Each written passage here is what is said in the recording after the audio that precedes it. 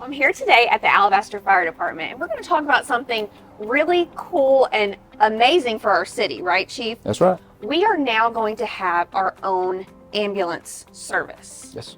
Okay, for anybody that's unaware, they may say to themselves, hey, if I call 911, an ambulance already comes, right? So how is this going to be different than what we currently have? So currently, all of our engine companies or ALS have paramedics on board, and we respond to every call, but we've been dependent on a private ambulance company to do the actual transport. Gotcha. So not able to secure a real contract. It's been an agreement, not a contract. And after COVID, things got a little worse. Wait times and dispatching and hiring of people. So we have worked on this project, collaboration with the county, with the cities, and come to the point where the county says, you know what, we're going to help fix this. And they purchased the trucks if the cities would supply the manpower. So we jumped on board with that, and it's been 2 years in the making to get to this point. So this has truly been a labor of love, right? Like you guys have really worked on this. So the cities, us, Pelham, Helena, Clear, we've all been meeting on the best way to manage this. So our final plan, which we will start January 1, 7 o'clock January 1 will be our final plan where we have all the transport. Okay. So we'll be running 2 trucks. City of Pelham will be running 2 trucks. Helena is already transporting, and so we will work that into our automatic aid. And in reality, in our whole area, not just for the city of Alabaster, but for the 3-city area, we're going to have a much better transport capability.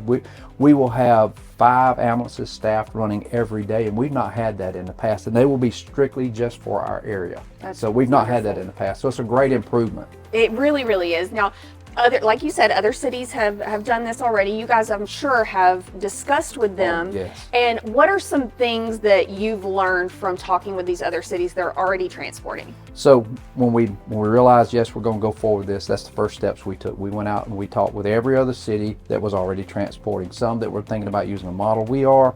One of the things that they told us over that we wish we had one person.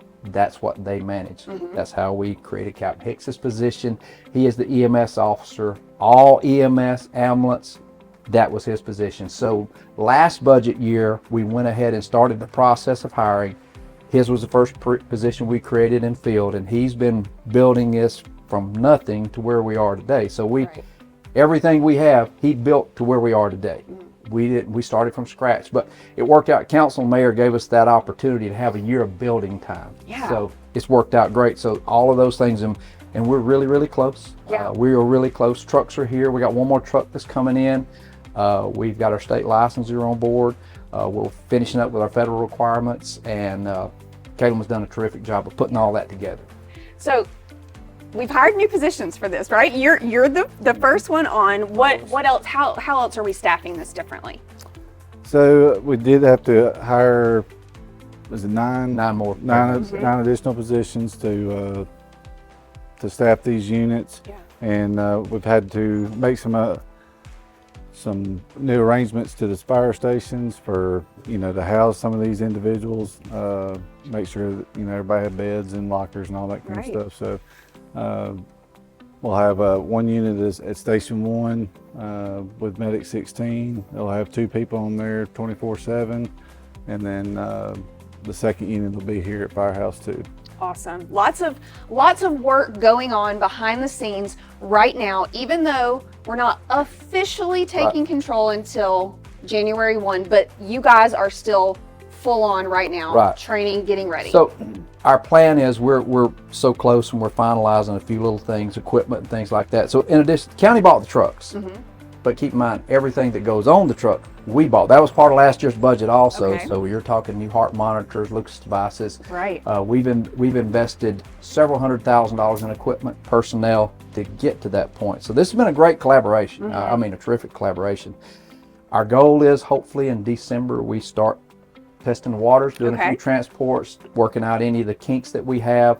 One of the things for us, there's very few of our staff that's ever worked on a transport unit. Myself, Captain Hicks, and 2 or 3 other officers, because we worked elsewhere, have got some previous experience. So one of the things he did that was fantastic.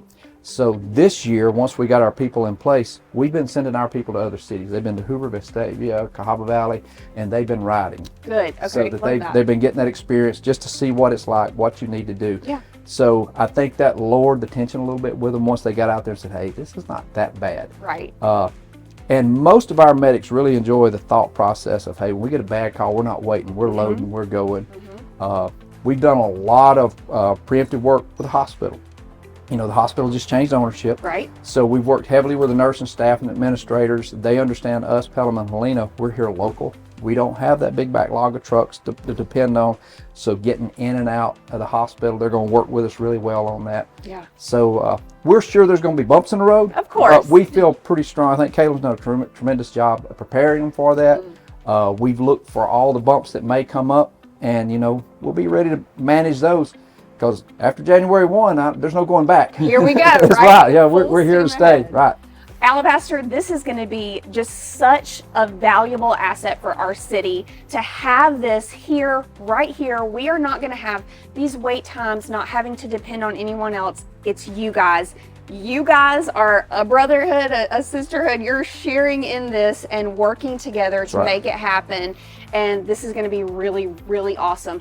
Thank you for breaking it down for us, because I think it can be a little confusing, like how is this going to be different, right? But I appreciate the work that you guys are putting in behind the scenes. And January 1, here we go, Alabaster. We're going to have our own transport system.